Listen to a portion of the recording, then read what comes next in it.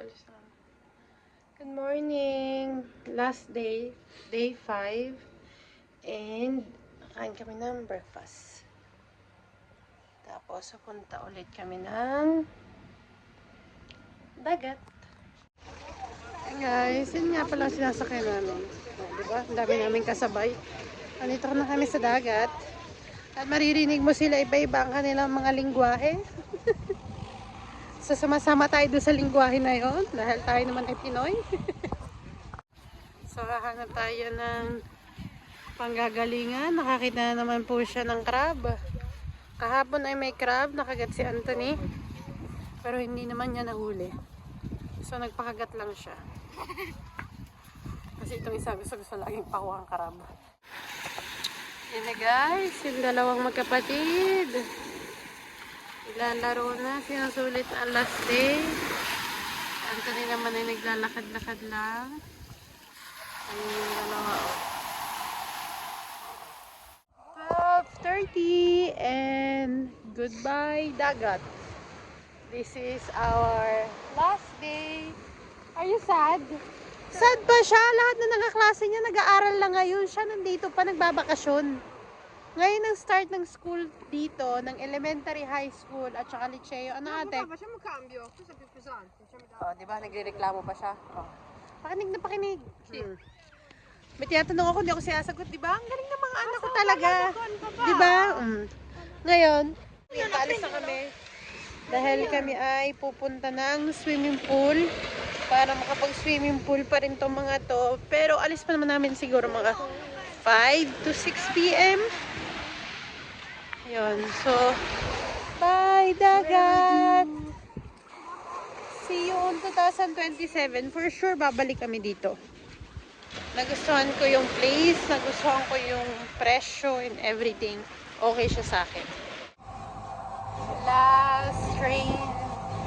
Last Trenino namin na ito.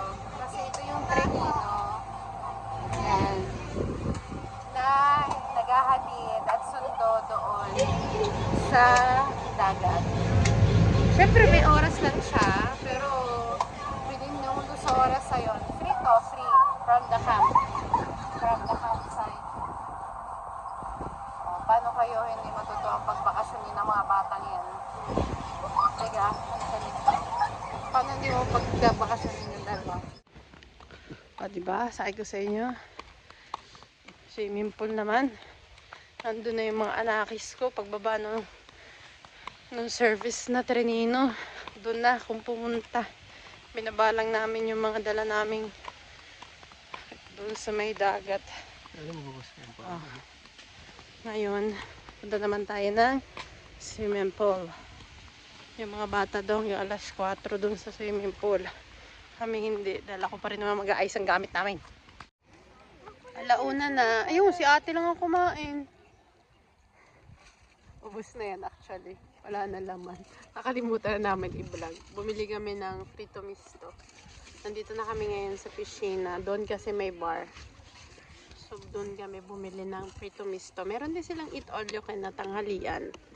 Base siya ng karne at isda. May tanghalian at hapunan. Sa hapunan, 26 euro. Tanghalian daw, 23. Si Amelie, 12. Pag tanghali. So, Pwede na kay Amelie. 12. Pwede na kay Amelie. Sa lakas kumain yan. 23. Pwede na yun. Ayun. Pwede na yun natin. Plus So, 2, na 25. ano namin, may upo. Ang dami. Oh, kami, pauwi na, 1:30. Iwanan na natin itong mga to. Apat maganda.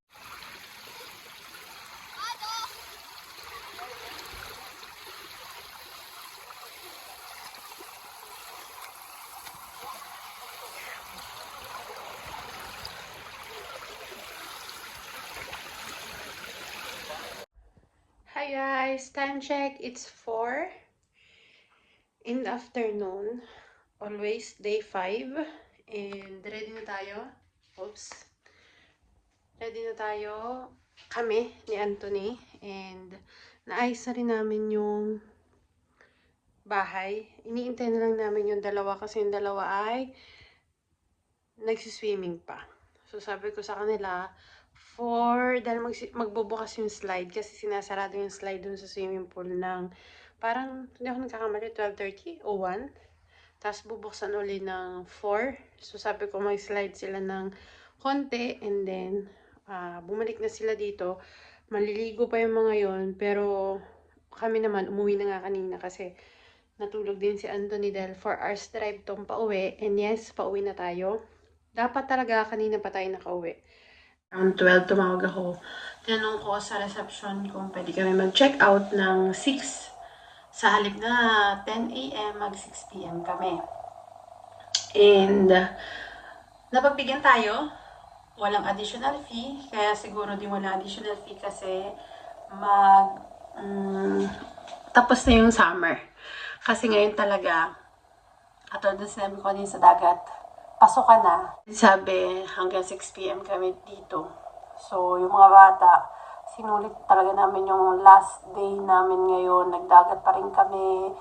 Kumbaga, dahan-dahan. Kasi kung mag-alas 10 kami mag-check out, dali-dali sigurado. Siguradong 7 pala, nakagising na yung mga bata. Tapos pag anong maaga magigisingin yung mga yon, nagmumuryot silang lahat. Kaya may na rin yung ganito para na-enjoy pa nila yung araw. Nakapag-impake na rin si ate. Ako naman nakapag-impake na ako nung sa amin tatlo ni Anthony. Kaya amilit yung akin. Si ate kasi may sarili siyang dala-dala. So, ngayon, inintay lang namin sila. Kung makikita mo, ito na lang ang natitira. Yung milk. Kasi meron pa yan. Ipapainom ko na lang kay Amelie.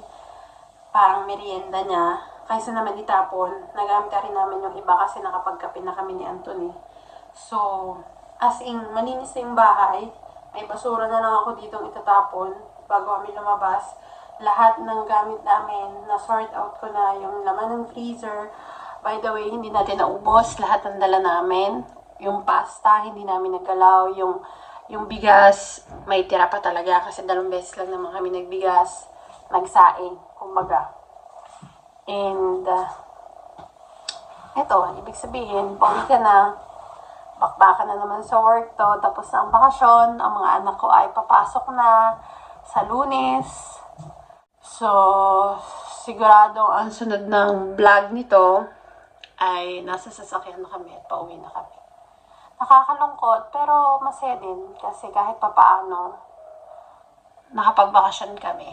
Kasi dapat talaga hindi kami magbabakasyon this year. Pero ipinush talaga namin Anthony makapagbakasyon. Kaya, salamat dalhin. Nakapagpahinga kahit pa paano. Kahit bukas may work ako, Sabado. So, okay lang yan. Yeah guys, exactly 5. 1 hour pa kami ha. Dahil sabi ko 6 kami mag-check out. Pero, nag-check out na kami ng 5. And yan ang reception. Ang dami pa rin nag-check-in, in fairness, ha? Meron po nag-check-in, 3 pamilya pa yung nag-check-in doon. So, tinintag na ang aming mga bracelet. So, guys, paalis na kami. Ang maganda dito sa camping na to, ngayon lang namin nalaman na 4-star pala siya. Tapos, ang maganda dito, kita nyo ba to? Yan, parang may wifi. Sa likod niyan, may chip yan. So, ang inaano nila, siguro kung matagalan at marami ka rin pera, ang ina-advise nila ay ano mo siya, parang cha-chargean mo siya ng pera para yun na lang ibabayad mo. Kasi doon sa camping na yun, hindi sila tumatanggap ng pera. Cash? Ng cash. Kundi credit card, bankomat, or ganito. Dahil nilagyan mo nga siya ng chip. So, may chip siya. Halimbawa, maglagay ka ng 50 euro para sa buong family na yon. So, itong 4 na to, kung nagpalagay si Anthony ng 50 para sa, yung naglagay siya doon sa kanya, 4 kaming makakabayad. Ganon yung style nila kasi hindi sila tumatanggap na ng cash. So, apparently, maganda siya para wala kang bit-bit na pambayad. Pero sa katulad ko, na walang pera, hindi, joke. Sa katulad ko na yung sa Apple, meron siyang contactless. So, pwede. Dahil lagi mo naman dala yung cellphone. Sa katulad ni Anthony na hindi siya naka-contactless.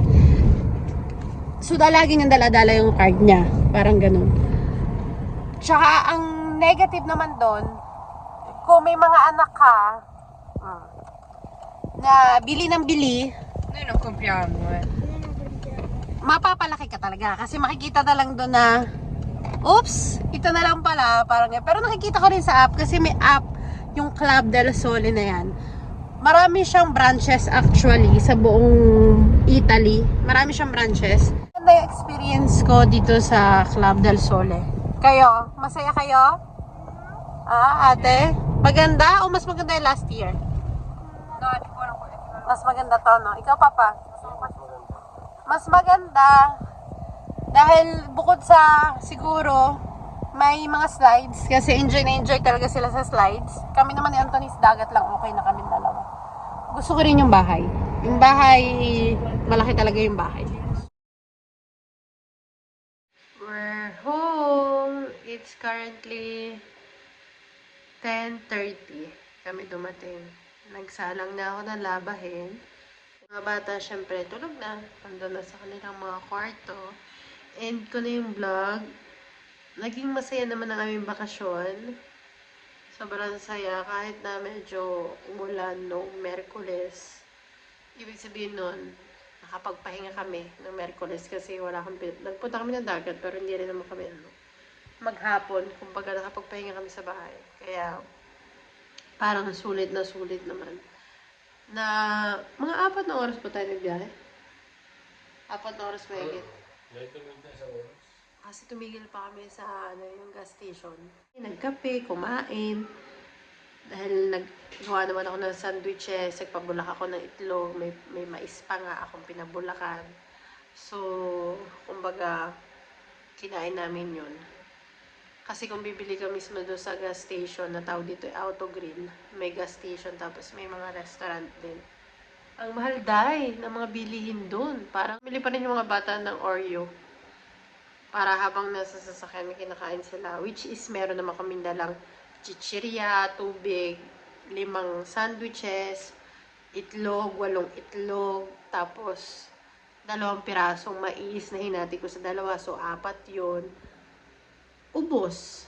Parang kinain pa ni Anthony kanina yung isang sandwich na natira. Tapos uminom lang kami ng kape, umihi. Nagtagal kami doon kasi yung mga bata hindi pa sumabay agad. So, basta nagtagal kami doon. Antok na ako, kaya good night guys. See you on the next vlog. Sana na-enjoy nyo yung, di ko alam kung hanggang part 3 to. Depende dahil hindi ko pa sila na-edit lahat.